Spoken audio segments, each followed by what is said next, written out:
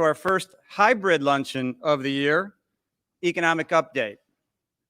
At this time, I asked Ann Scoggin, who's chair of the board for the Chamber this year, to come to the stage and offer an invocation.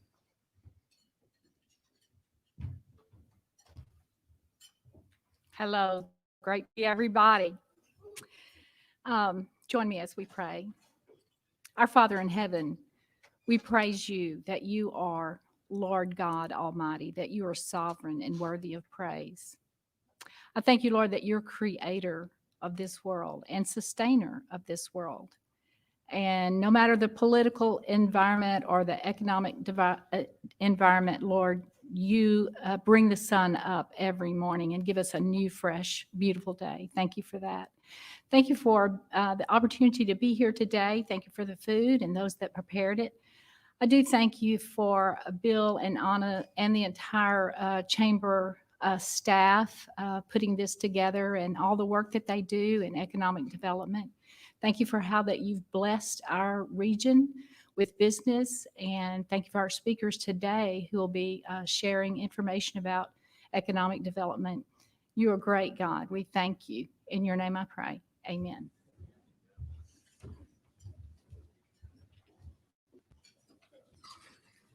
Thanks, Ann. I know most of you are still eating, but would you mind standing and help me with the Pledge of Allegiance? I pledge allegiance to the flag of the United States of America and to the republic for which it stands, one nation, under God, indivisible, with liberty and justice for all. Thank you. Please be seated and keep going with your lunches.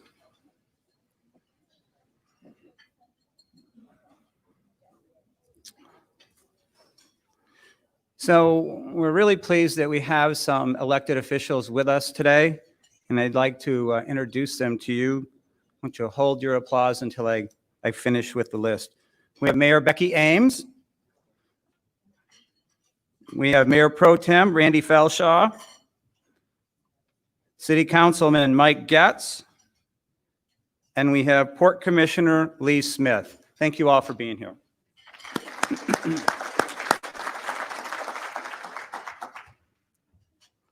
So I know a lot of you come to the majority of our events, and I say the same thing at this point all the time, and I couldn't be more sincere. I want to introduce our sponsors to you and thank them. First, we're fortunate to have many annual sponsors with us today for our membership luncheons, and obviously we truly appreciate their support. We couldn't do what we do without that help. Our title sponsor for the membership series the entire year is Christus Southeast Texas Health Systems. And please allow me to read a few words from Christus. Christus Southeast Texas Health Systems is proud to partner with the Greater Beaumont Chamber of Commerce for the Economic Development Luncheon. Healthcare has been one of the leading areas of industry growth in Southeast Texas, and Christus is honored to be part of that growth. Christus is committed to expert and compassionate care and is invested in improving the healthcare landscape in our area. The always important care that Christus provides has become even more vital during COVID-19 pandemic. Christus is grateful to the Greater Beaumont Chamber of Commerce and looks forward to future partnerships. We've got two presenting sponsors, and each of them are going to come up and say a couple words. Common Sense Credit Union is a presenting sponsor for the series again this year. Please help me welcome Tish Cornell, Marketing Specialist for Common Sense, to the stage.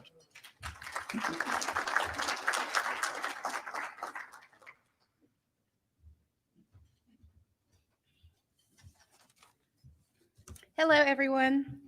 I'm Tish Cornell. I'm the Marketing Specialist for Common Sense Credit Union. It is so great to see everyone's faces in person today and be attending this Economic Development Luncheon. I would like to say thank you to the Greater Beaumont Chamber of Commerce for creating a safe environment for us to gather. Thank you for organizing this informative and educational series and providing us with dynamic speakers that are so influential to our community. At Common Sense, we are dedicated to our community. Our goal is to provide our members with the best products, advice, and support to fit their financial needs. We want everyone we serve to feel like they're part of our family and a valuable part in our community. We recognize the importance of community involvement and support all of our local businesses and business partners as well. And we strive to uphold strong core values, promote connectivity, and build meaningful relationships with the leaders, chamber members, and other local entrepreneurs. We're grateful to be in the company of such impactful leaders of our city and look forward to an upswing in economic growth in Beaumont. Thank you so much for being here today, and we hope that you enjoy your lunch and our speakers.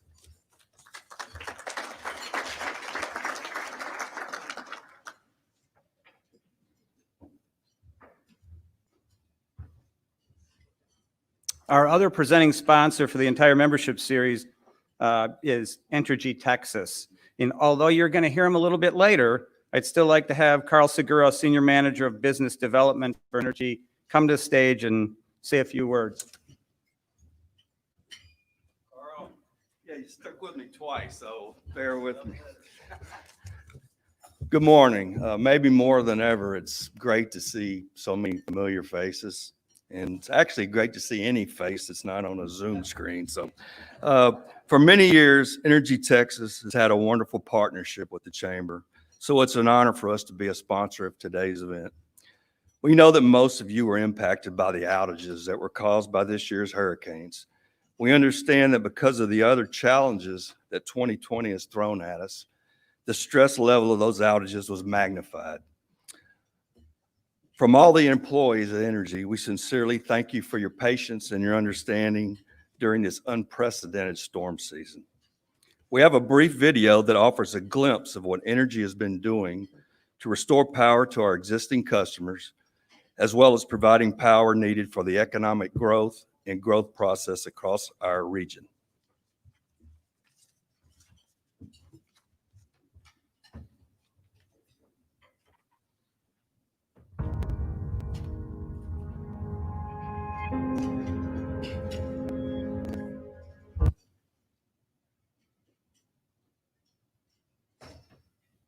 That's it. I hope y'all like it. Hurricane Laura created a very unique situation for us from a reliability perspective. When we lost 8 of our 9 transmission ties and our load jumped very quickly the next day after the storm had passed, we were presented with an immediate problem that had to be solved.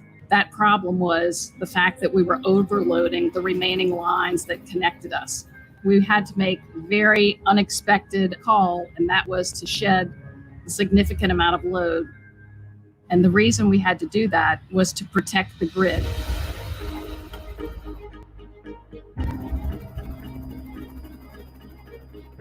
Fast forward to Delta, which really the eye wall passed within 12 miles or so of where Hurricane Laura came ashore. And so you might expect a similar set of damages, even though it wasn't quite as strong.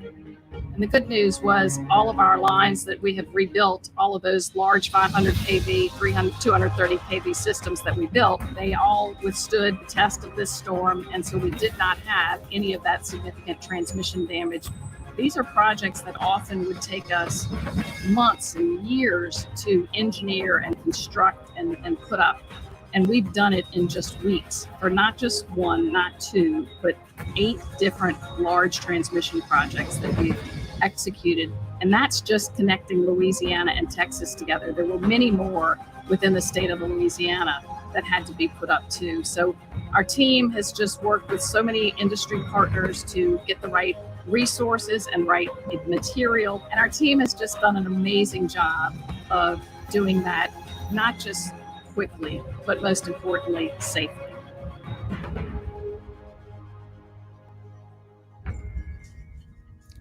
We can't seem to keep up with the storms. We've had another one this week, and our Texas crews have been over in Louisiana again, helping with the restoration on Hurricane, what is it, Zeta now? I lose track of them. But it's truly been an unprecedented storm season, and a year to go with it, I guess. But I thank you again for allowing me to be here. Thanks for coming out. And I wish you all a safe and happy holiday season. And I pray a much safer and happier new year.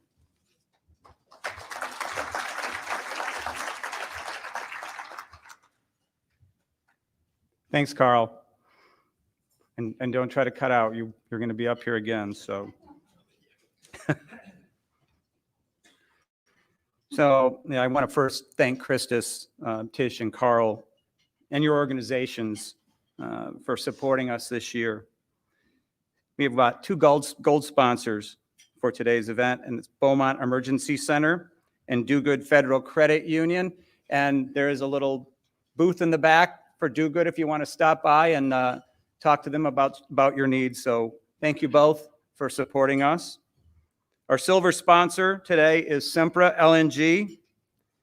And now I'd like you to hold your applause because I've got a good number of table series sponsors to let you know about them. As you know, this is an opportunity if you want to sponsor all 6 of our membership luncheons.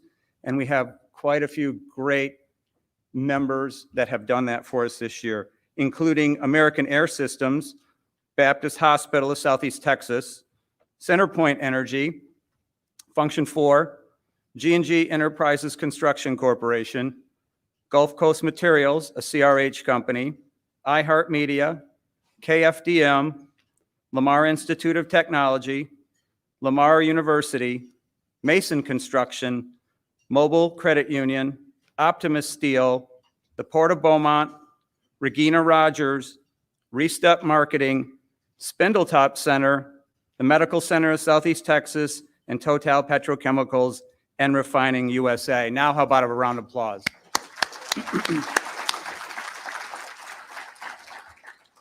We also have a table sponsor for today's event. That is American Valve and Hydrant.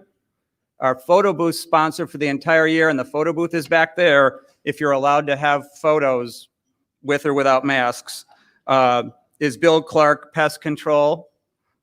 And then, we've made some switches so that we could still be in front of you this year. We started with only live stream events. This is our first hybrid event if you discount our annual meeting. And we really could not have done that without LIT helping us with AV equipment. It's great to offer this virtual option for the folks that are out there in Screenland right now, and they're still able to participate in this even though they can't be here with us in person. So I want one more round of applause for all those great companies that have helped us out. Okay, this is when the good stuff starts and I get to get off the stage. It's an honor to introduce our keynote speaker today, and it's Mr. Peter Beard. Let me tell you a little bit about Peter. So he is the Senior Vice President for Regional Workforce Development at the Greater Houston Partnership, whose mission is to make the Houston region the best place to live, work, and build a business. Sounds like things that we could kind of steal from what they're doing. Mr. Bird leads the partnership's UpSkill Houston initiative. It's a business-led effort that engages more than 200 employers, educational institutions, community-based organizations, and the public workforce system. UpSkill Houston works to ensure that the region's businesses have access to workers that have the skills and credentials for advanced and technical careers and occupations that require education beyond a high school level, but less than a 4-year college degree. As a side note, I met Peter virtually probably 6 months ago while Anna and I attended a program called Talent Pipeline Management Academy. And we were online with Peter and his crew for 6 sessions, and was fortunate enough to hear Peter then and some other workforce development experts about kind of a unique approach to tackle the lack of skilled workforce and how to deal with that. After learning more about that program and the impact that the Houston region has experienced in other cities across the U.S., we thought that it was really important to bring Peter here so you could hear from him and hear what Houston's doing in a situation that I think we all hope after things move about on the beginning of the year, that we have to go back to that problem of needing workforce. And so Peter's got some good insight into there. So without further ado, Mr. Peter Beard.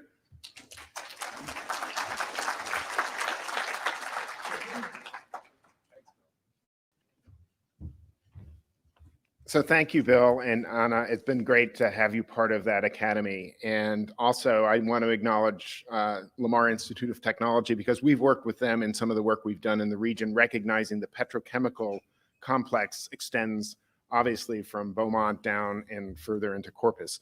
And so it's really great to be here and share with you some of the learnings we've had. And as you can see, I've titled this these remarks around the two-gap challenge. So if we could go to the next slide. When you think about it, the two-gap challenge is really this idea that we've got a people gap, which is employers can't find the people with the skills they need when and where they need them to be successful and continue to drive their business. And then the second gap is the skills gap, which is how do you get that student or worker from one end of that talent pipeline to the front door of the employer with the skills they need to be successful in the 21st century. So those are the two gaps, people gap and skills gap. And if you notice, all those people in between that have the potential for, in many respects, kind of, if the signals are mixed up in any way, we're going to continue to have that two-gap challenge. And so the whole idea of what we're going to talk about today is kind of how do we address that in a way that ensures businesses can prosper and we can create economic mobility and prosperity for the residents of a region. So that's kind of how we think about it in terms of this. Now, the Greater Houston Partnership created UpSkill Houston about 6 years ago. They recruited me to come down and get it started. But it was really around this idea that, at and near full employment, Houston was confronting this kind of two-gap challenge. And it really, when they worked on it, they had a 79-person task force that kind of seeded getting everybody on the same page to think about, we need to come together as a community to deal with it. It was focused on kind of industry sectors, and it was focused on how do we ensure employers are leading. And, what I'm going to talk about is that as we were going through that, we recognized in this middle skills space, and I don't like using that term because it doesn't really describe the high level of technical skills that are required to do these kinds of occupations. And so what we focused in on is really, if you go to the next slide, this idea that there are many pathways to get into the regional economy. And so we focused on the ones that require education and skills beyond high school, but less than 4 years of college, because our petrochemical industry, our healthcare industry, our construction industry, all those industry sectors have huge swaths of the workforce. About a third of the workforce in the Greater Houston region occupies in this space. And that's one of the reasons why we focused in on that. And so that's kind of what the context for. And our key objectives are really, how do we attract folks to this issue or to these occupations? How do we ensure they get the appropriate skills development and training? And then how do we place and help employers retain and keep those folks?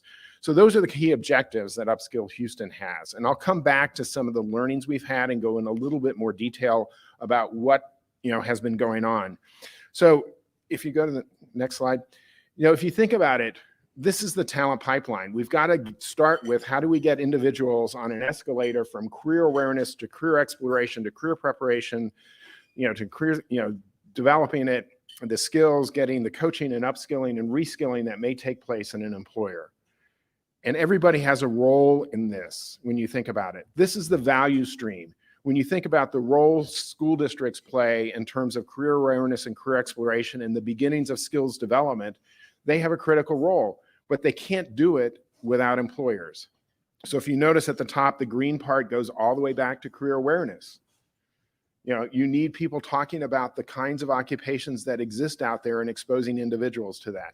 And then on the supplier side, we recognize there, on this idea of career awareness, many of the people that are developing the talent play a much more critical role than employers, but you still need employers in the partnership at each of those phases. And you just see an increasing an increasing set of responsibilities for the employer and a decreasing set of responsibilities for the supplier. But in many respects, you know, as Bill was talking about, this talent pipeline management approach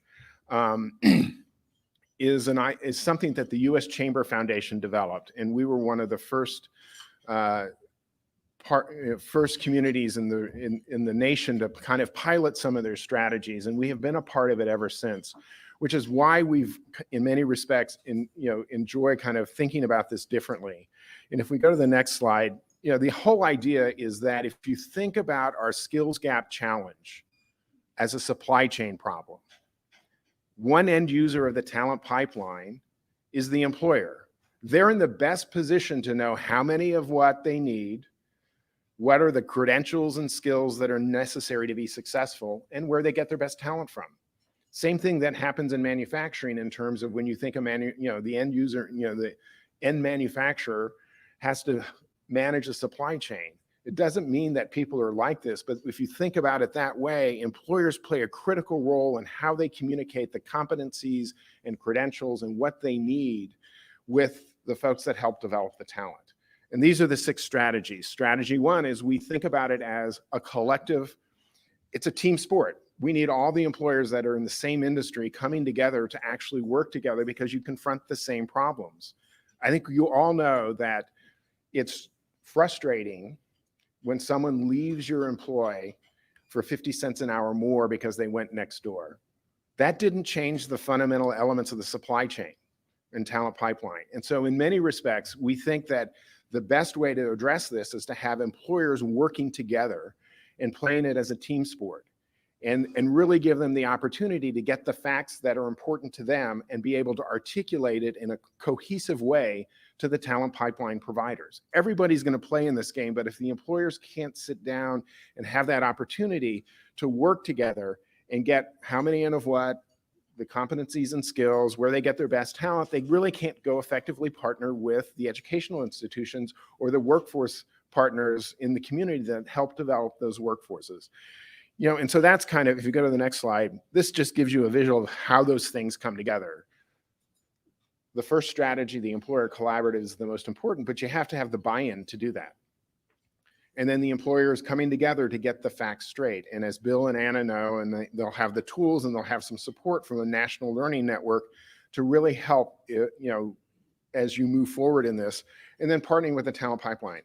We've all partnered with education in very different ways. And there's a better way that everybody wins in this because education can achieve its outcome of delivering better students, better workers to the workforce so people have really good jobs. And then, you know, you always mess up, so you have to continuously improve. So I want to kind of now turn to the next one, which is to share with you kind of the learnings I've had in the time that I've worked on UpSkill Houston. This whole idea of this collective mindset. We each talk in different languages. School districts talk in one language and community colleges talk in another language. Employers talk in a very different language, and it's very easy to miscommunicate. So one of the things that we've learned is getting people into this collective table. And the first step really with employers is to get them into the mindset of they share a workforce. The population that's coming through the talent, you know, the talent pipeline through education is something we all share. And how do we effectively come together and do that? And one of the learnings I've had is work with employers where they already come together. The East Harris County Manufacturers Association, as I suspect many people know, is the trade association for most of the petrochemical plants along the Houston Ship Channel. They talk about 3 things: safety, the environment, and workforce. There was no reason for me to go out and try to create an employer collaborative when it already kind of existed. All I was able to do was kind of come in and help them move forward and partner in very different ways. The Associated Builders and Contractors and Associated General Contractors, same issue. They all talk about workforce, so why not partner with them as a way and a vehicle to work together? We've also added another industry cluster that didn't show up on the original one, which is really our auto dealers have said it is a challenge to get technicians and mechanics. And we partnered with Group 1 and Gulf States Toyota as well as the Auto Dealers Association. And what that allowed us to do was access dealers at scale without trying to pick them off one by one. You know, Group 1 has a series of dealers that we could access fairly quickly, and Gulf States obviously provides Toyotas across the region.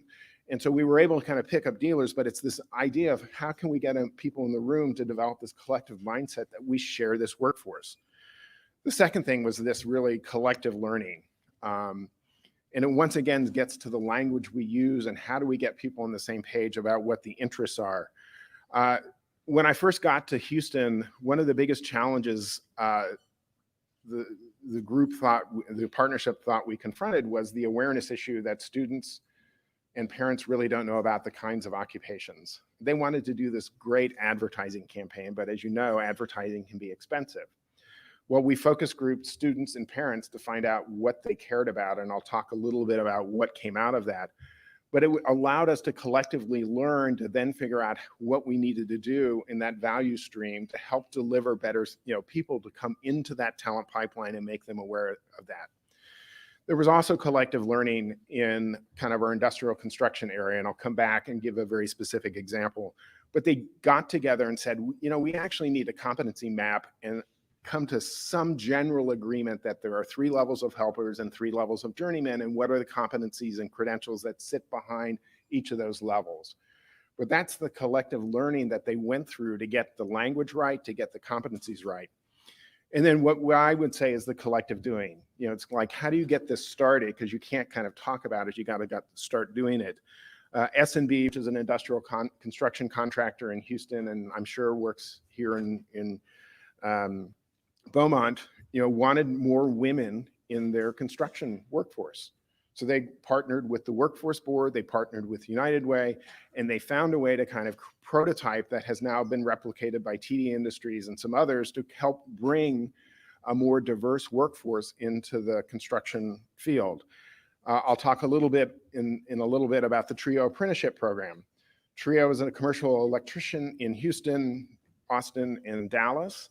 And he has a great apprenticeship program, but he was probably talking to 400 or 500 individuals to get to a class of 40 or 50.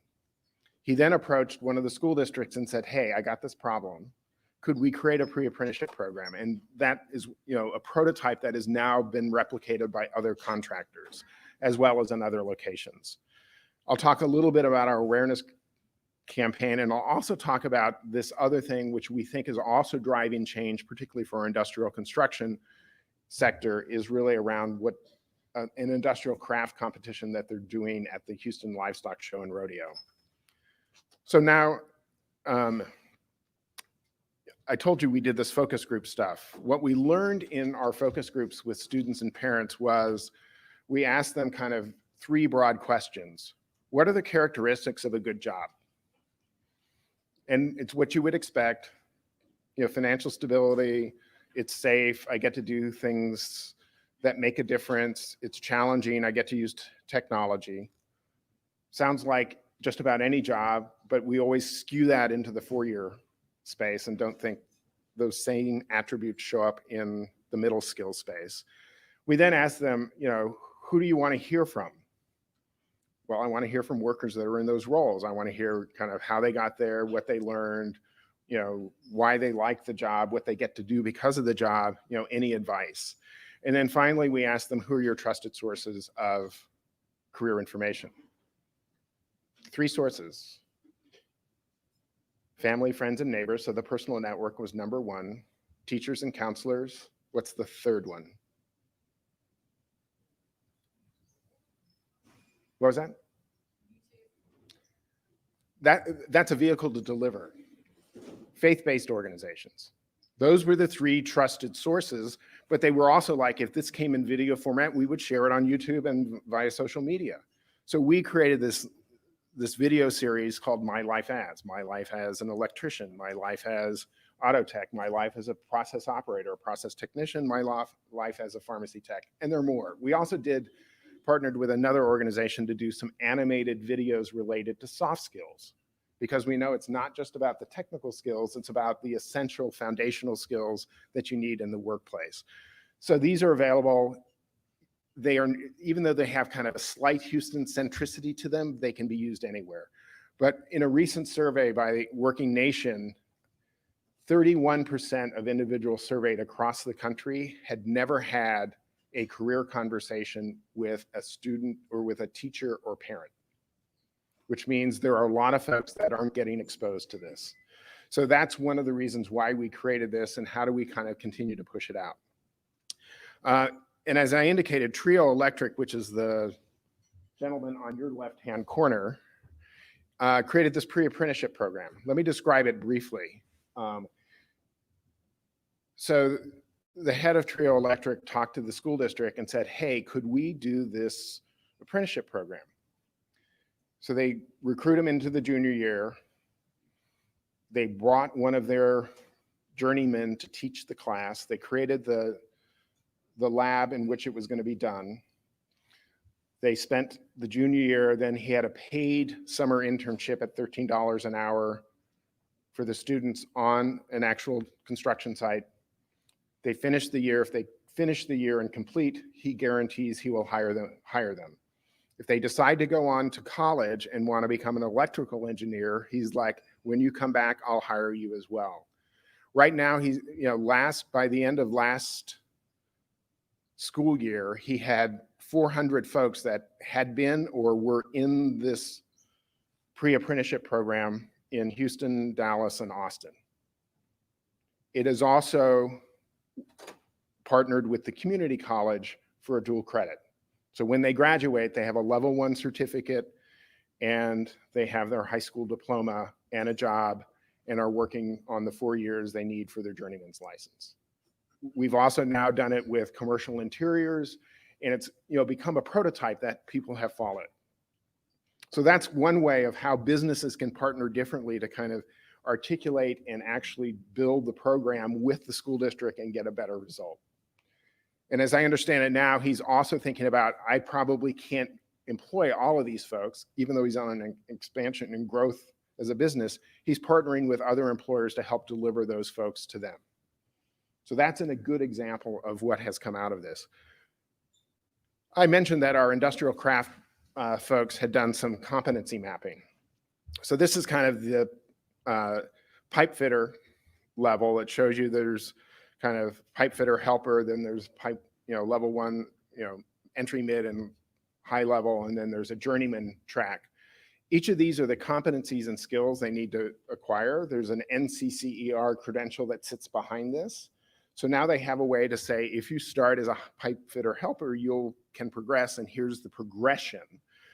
But it required, a collection of our industrial contractors to come up with this.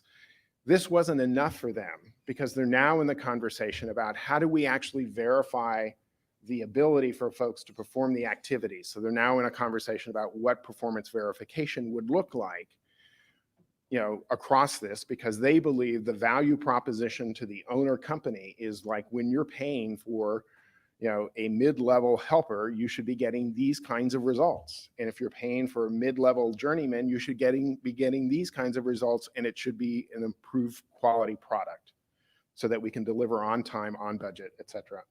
But that's kind of the collaboration that is occurring with us. I also now, want to kind of talk to what the industry is doing, and it's both petrochemical and industrial construction. Last year, they conducted this craft competition, which is they gave kind of requirements to 7 school districts to build a smoker.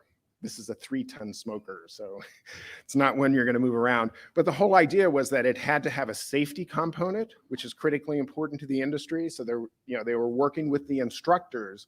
So this is a play to improve the capability of the instructors. So they had to have a safety regimen that was there that was going to be validated and audited. They had to have a change requirements. If there was going to be a change in something, they had to ask for it. And then it's actually producing it. And so this is now going to expand, I think, to 15 school districts this coming year. But it's this idea that they're partnering differently with the school districts to tell them this is the kind of skills these folks need to have coming out of these programs. So that's kind of another thing that's going on. And finally, I want to talk a little bit about San Jacinto College and their new Center for Petroleum, Energy, and Technology. The chancellor there partnered in a very different way with industry to build this facility. In a very traditional way, she started with like, here are the plans. When she met with the industry, she's like, you need to be honest and tell me stuff. They had already told her, like, we really don't hire your students because they don't have the skills. And so she created a high-level advisory council to look at the facility. And so this facility is 33% larger than she had anticipated. And she had an advisory committee on curriculum. Then, they brought in all the folks that supply the technologies that are in the plants today. They use state-of-the-art curriculum from those companies. They sequenced the courses very differently as a result. If you're going to be in the petrochemical industry, you need to study chemistry. Many of the students were taking chemistry at the very end. They now take it, I think, in the second semester. And it's a very different kind of chemistry. They don't need to know the periodic table. They need to know other elements within chemistry. And so that's the kind of partnership that industry and education and others are doing. So that's kind of, a lot of the things that we've been working on. And finally, I want to leave, kind of with a sense of where we're going forward. Probably about a year and a half ago, my boss was like, so what's UpSkill 2.0 look like? And I was like, well, we'll just lay up more industry collaboratives. And he's like, that doesn't feel like it scales. When you think about it, Houston's pretty large to begin with. But, in many respects, we then looked at the data again, and we looked at what are our strategies. We think we have to move to a skills-based approach. Pedigree matters a little bit, but at the end of the day, what the pandemic has taught us is skills matter more than ever before. And the change in skill requirements is changing at an accelerating pace. Therefore, how do we get our employers, similar to our industrial construction folks, articulate the skills they need in their workers so we can be developing those? So that's the first pillar. The second pillar really is this whole notion of how do we help individuals understand about the great careers that exist in the region, the things they don't see. You don't see the process operator in a petrochemical plant, you just see that dirty plant. You don't see the talent and pride of construction workers that can point to the buildings they help build or to the plants they help build and have huge pride and have great, economic security. And so we really think, how do we support career guidance and coaching, whether it's in the school district, community college, in the community, to help people see the pathways? And this is going to be critically important going forward. And then how do we let people try it out? Mentorships, internships, activities that get people to understand it so it de-risks it for the employer, because the last thing construction companies want is someone showing up and 2 weeks later go like, I made the biggest mistake going into construction. How do you get people to try it out before they get there, and then it causes problems for them, it causes problems for the employer? And then we need to continue to reframe this message that at the end of the day, skills matter, and skills matter really important in the economy that's coming. We're seeing automation technologies show up in the workplace everywhere. Digital requirements and digital skills are more important than they've ever been. And how do we help people begin to acquire those in a very different way? And as we think about what the pandemic has done for us, in Houston, and obviously you all feel the same pain we do, is one, we've got to help people get back to work. The longer they're out of the workforce, their skills atrophy. And we've got to find ways to help them skill in short-term credentials and get them to that first good, first job, that then how do they continue to grow and, have lifelong learning built into that? Because at the end of the day, this innovation-based economy we're moving into, and already have moved into, is going to require us to compete on talent within the United States, compete on talent within the global economy. And so we've got to put talent first, and we've got to be thinking very differently about how we're building our talent pipeline. And so that's really kind of what we've learned, how we've tried to work. I hope I did Bill and Anna I hope I did all right, Bill. But that's kind of what we've been up to. And I should acknowledge, the U.S. Chamber's Talent Pipeline Management has a network of 300 folks that have gone through the academy that are practitioners. And that's part of the learning network that Bill and Anna are going to be a part of. And I'm just down the road. So I am happy to and recognize that you all are part of our broader region, not technically in my service area, but it's really, great to have folks like Bill and Anna to be a part of this, because I think there are a lot of things we can do to optimize our own sets of resources as we go forward. And so you have my commitment that the Greater Houston Partnership and its UpSkill Houston initiative will do anything to help support you as you move forward, hopefully to put talent first and really, create a robust, economy here in Beaumont. So thank you very much for the time. I appreciate it. Hang on. We really much appreciate you being here. Thank you. And I hope you enjoy a little token of Beaumont. No, I Thank will. you. I'll come back. Yeah, well, we'll have you back. Thank you. Thank you again, Peter. So a couple of things, maybe to put this in perspective. If you rewind to, say, January or February of this year, these conversations were rampant around here. And you started off with healthcare, construction, and petrochemical. That's all we were hearing is, how do we deal with this? Now, we've had 10 months of whatever you want to call it, and it's changed things.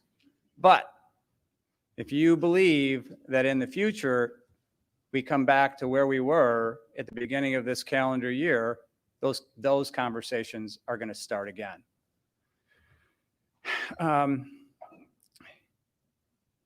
I bet some of you are sitting out there thinking, this was an economic development update, and we just talked about workforce. Bear with me, because we're going to get to that. And that's going to be our second speaker. And let me introduce Karl Segura. You saw him a minute ago, but he is a senior manager for business development for Entergy. We already told you that. He's been with the utility for almost 40 years, which means you must have started in preschool or something. He's a lifelong Southeast Texas resident. He graduated from Port Neches Groves and Lamar University, where he was an accounting major. Now I know there's hope for me too. So he's had numerous positions within the utility company, as you can imagine. But for the last 20 years, he's been Entergy's economic development in Entergy's economic development group. And his position requires him to collaborate with local, regional, and state and national allies to market the region, to attract new and expanding business to communities that are within Entergy's scope. He's also an active member of numerous state and local economic development organizations. And now we're going to tie the bow around the workforce. Help me welcome Karl Segura.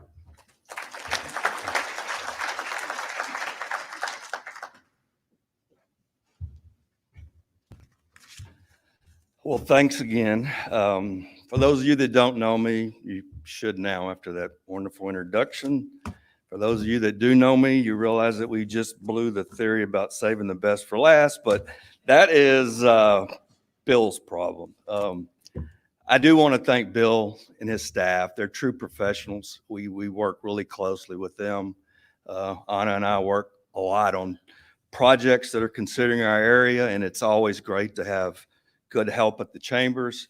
We work really closely with the cities, the counties. We have our regional economic development group called READY that we work very, very closely with. And then we also work with our state allies. And it's really all about bringing business to the area. I'm going to try, like he said, to wrap a bow around this and talk about maybe 3 different topics. First one is going to be about the site selection process. How do companies actually make the decision on where they're going to locate a facility? And the process itself can apply to any industry, retail, petrochemical, but for today's purposes, we're really talking more about the petrochemical side of it, how workforce plays a really critical part in that decision, and then a brief update on what's going on in our pipeline for projects. All right, nice, neat. Oh, sorry, I think I went, which one? Yeah, that's it. I can't read backwards. Nice, neat example of how this process works. No two projects ever work the same.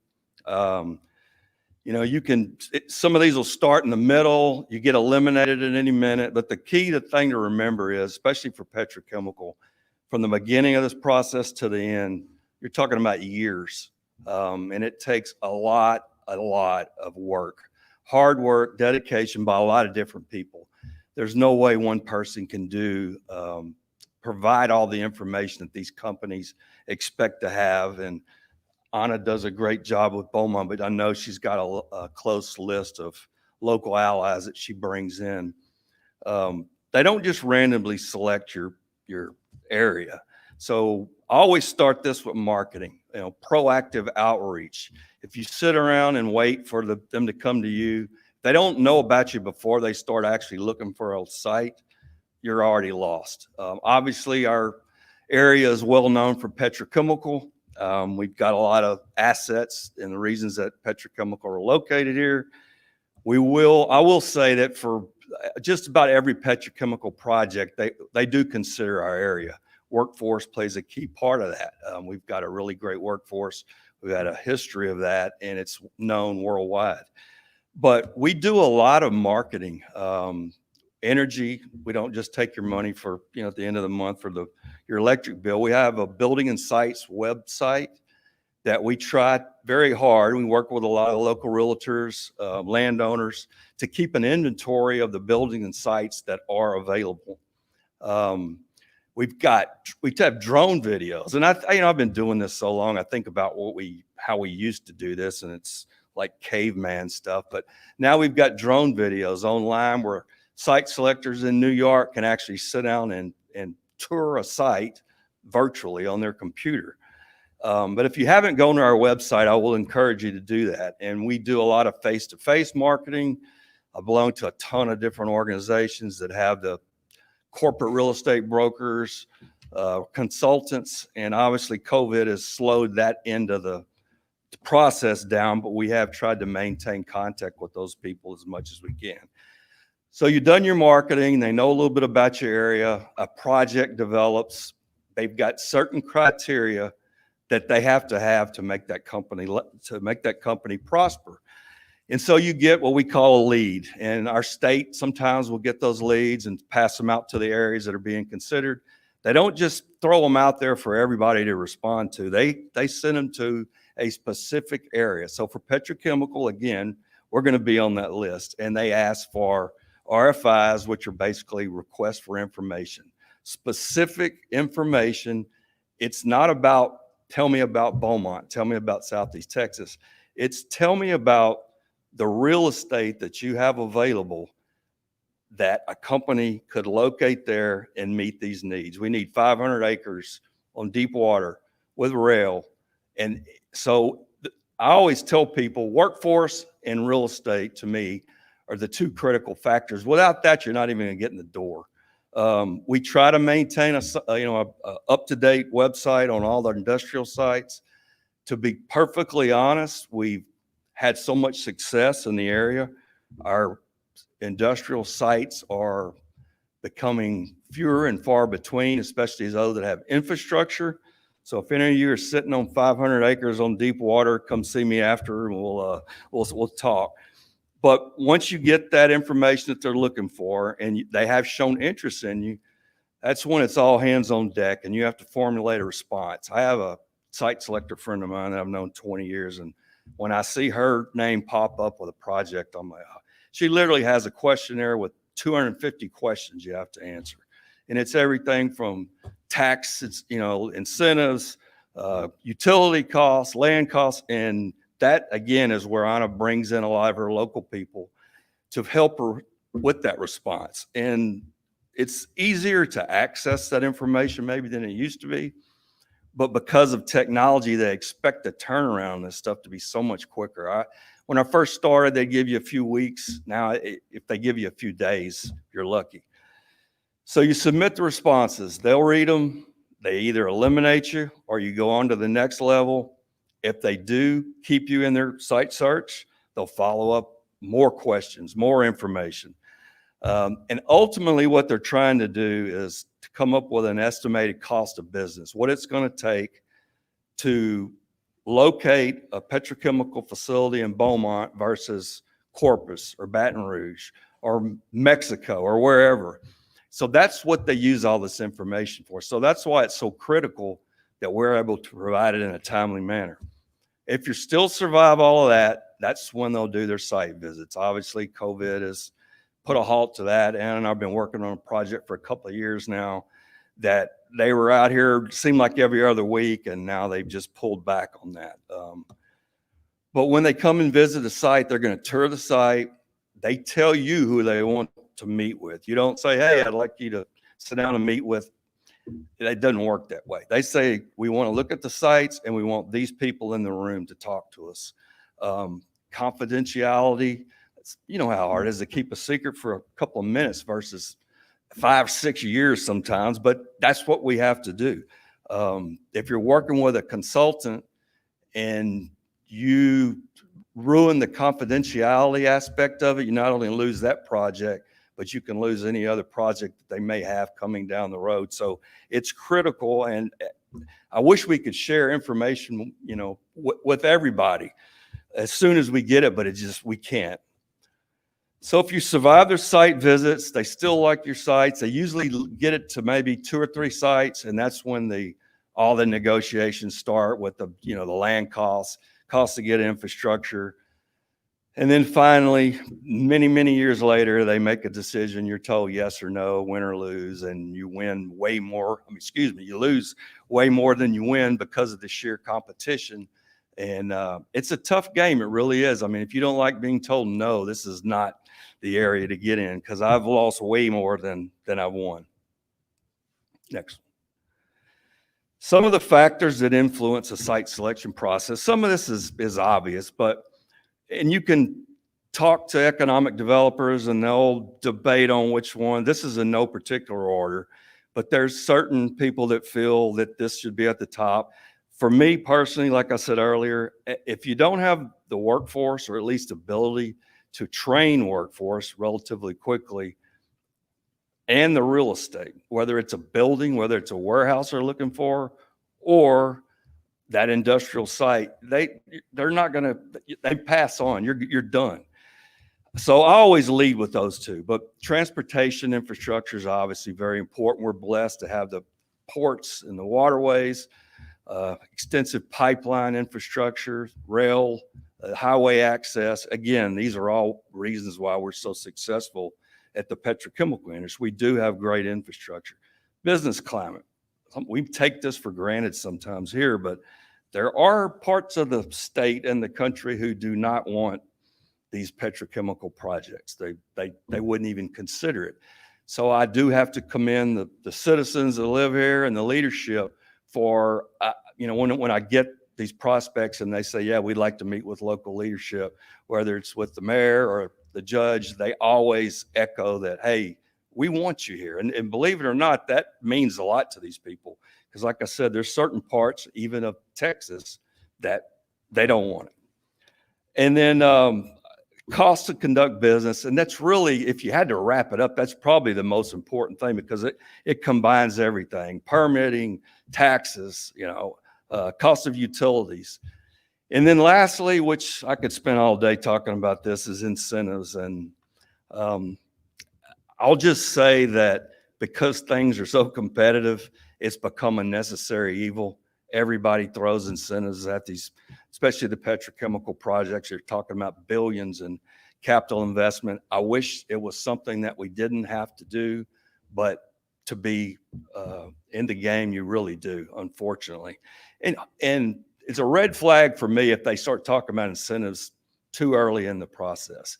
To me, that should be towards the end when everything else is lined up. So, and that's the way it usually happens. It's one of the latter issues. Next. All right, so workforce. I've talked about, the process and the things that it takes to get a new facility. And at the top of that list is easily one of the top two is workforce. And we've been blessed. We have a long history of great workforce here. And again, that includes permanent employment as well as construction labor. A lot of what Peter said is so true here as well. We've seen the world has changed, obviously, over the last year. We really try hard to, when we talk about workforce needs, we don't have the population that some of the other areas do. So we always emphasize a regional workforce. We don't have the traffic problems that some of the other larger cities, sorry, Peter. So we really do have a mobile workforce. I know people that work down in Port Arthur at Motiva, and they live up in Silsbee. I mean, you can drive 50, 60, 70 miles relatively quick here. So we always, and really everything we do when we're recruiting these companies is done at a regional basis. We don't do this community versus that community. And then we're blessed. Peter talked about secondary education over there, and we're blessed to have some wonderful secondary education with Lamar University and the state colleges, LIT. So fortunate to have them here with us. LIT, is not only one of the top 2-year colleges in the state, but in the country. And then I'm on our workforce board, the Workforce Solutions. Marilyn Smith and her group do a great job as well. So we've got some pluses for us here and the reasons why we've been successful. Next. So we've got a great workforce, but things have changed. It's become an area of concern, just like Peter was talking about. It's not just a Southeast Texas issue, which has sort of compounded it because, there's so much activity going on, especially along the Gulf Coast, and the competition, especially for the construction employment, has become fierce. And it's unbelievable when you start talking about the numbers of construction workers that the projects just in this area we're looking at, much less when you look at Corpus, Houston, all the way over in Louisiana, the strain that it's put on our workforce. And we're being forced to have to do some things that maybe we haven't done before. And it's all being caused, again, by the volume of projects, retiring of baby boomers, and Entergy. I see it. The last few years, it's been crazy, just how many people we've lost, how much experience we've lost. I know all the refineries around here are the same feeling. And then this is something that's sort of a personal deal for me. I'm not sure if it applies to anybody else, but I always talk about another factor for this talent gap, I feel, is, my grandfathers, my dad, my uncles, they all worked in petrochemical facilities. And years ago, they weren't maybe the best places to be employed. Safety, cleanliness, environmental issues. So my dad's only goal, I have 2 brothers. He said, you guys are getting a 4-year degree. You're not working in a refinery. And I know a lot of that generation did. So they pushed us out of that realm and started looking at 4-year degrees. And obviously mine didn't pay off. So, and I look back and I really did the same thing with my kids. I'd be like, hey, you got to get a 4-year degree. You got to get a 4-year degree. Well, you don't need a 4-year degree. You can have a wonderful job at these plants, make a great living, raise a family, do everything that we all want to do. And it's unbelievable the amount of money and these companies are paying now. So I think it's critical that we not only educate the youth about the opportunities that exist, but the parents as well. Because I still talk to parents who they frown on that end of the business. And it's crazy because, like I said, they can make a great living. And then lastly, and Peter covered all that way better than I did, but we really looking forward to what the projects we've got on the pipeline. We need to match worker skills with the needs of industry. And it sounds simple, but it sounds like, they are already doing that. I know we do that some here, especially with LIT, but we're going to have to continue to move forward with that. All right. A brief update on the project pipeline, and this thing is somewhat fluid, but I was looking at some of the projects this morning. You know, the past few years, we were looking at unprecedented industrial growth. I mean, I had never seen anything like it in the years that I have been here. 35 billion in announced projects, thousands of new jobs. You know, and it was like we were on a roll. There was nothing could stop us. And then the 2020 WTHH factor occurred. And I don't like to get too technical or use these fancy acronyms, but basically that stands for 2020 what the hell happened factor. I thought I'd seen everything, and I was sadly mistaken. Doesn't matter which side you're on politically, whose fault you think it was, whether we could have done anything different for the pandemic. When it comes to this, the businesses and the projects that we were looking at, all this did was create uncertainty. And uncertainty hinders decision making. It'd be just like you. If you say, hey, I'm going to go buy a new car, and then the next day you tell you at work, within the next 6 months, we're letting half of y'all go. I mean, would you still buy a new car? You may not. You may. A lot of us would sit and if you got Dean's money, you probably would. But so what we've seen is all the projects that had announced, some had already started construction, or basically pulled the reins in. Let's slow down a little bit. Let's wait, see what happens. Let's get back to a level of uncertainty that we feel comfortable with.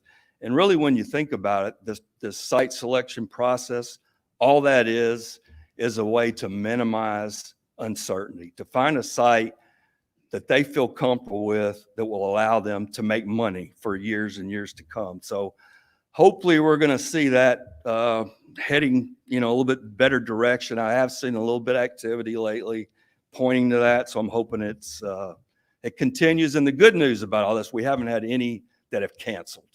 So some of the ones that have maybe pulled back on their processes have said they're going to condense their construction timeline so their actual in-service date wouldn't change very much. So hopefully we're going to get through this quickly. But next, please.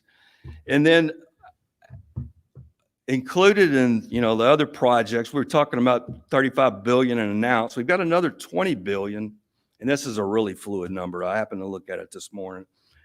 Over, about 100 more companies that had shown a really strong interest in our area, and we were actively working with. Not all of these are industrial. There are some commercial projects as well, but they require a lot of work as well. I mean, they don't have the capital investment some of the other ones do, but they employ a lot of people, and we get involved in a lot of that as well. Not all of these are going to locate out of the 100 because, like I said, a competition, but we've remained really vigilant in working with these companies, the consultants. I know Ann and I still reach out to the ones we were working with before all this happened. And I'm confident that things are going to get better. We're going to get back somewhat close to where we were before this happened. How soon? I wish I knew the answer to that. But the thing that it has done, COVID, has required, I've been working at home since March, which is just still weird for me, but it has required us to be creative, especially with our proactive outreach.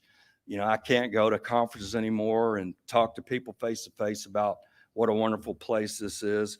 We do more of the virtual site tours online, drone videos and such.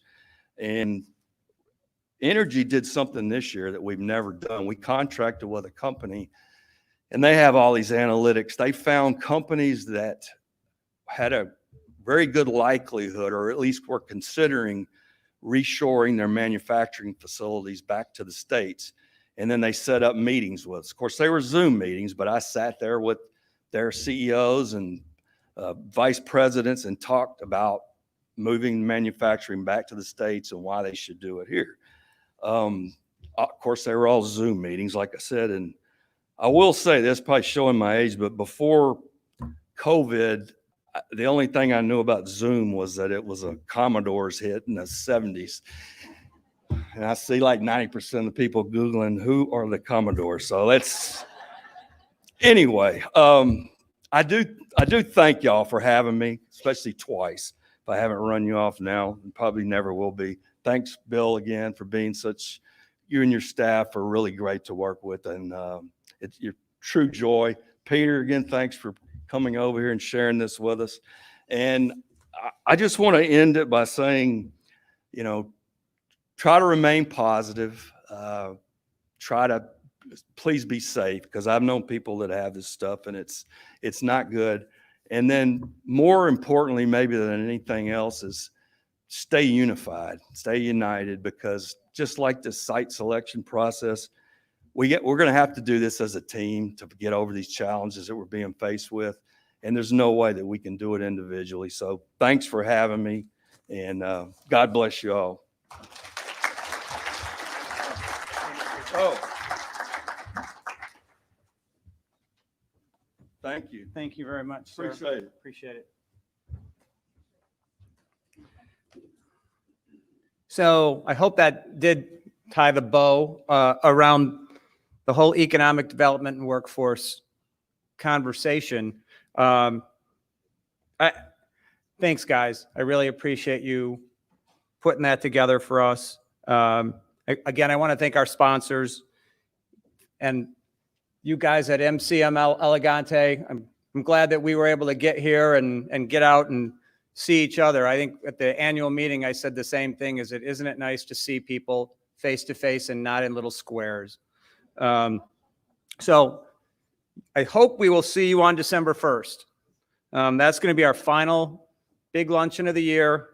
Education update. We're going to have the 3 local doctors. That would be Evans, Howard, and Allen.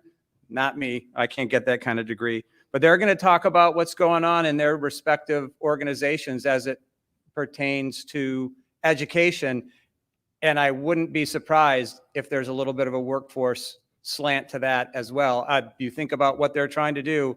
At the end of the day, those people that are coming out the end are going to be workers. So everybody, thanks very much for coming. Very much appreciate it. Good to see you. Have a good rest of your afternoon. Bye-bye.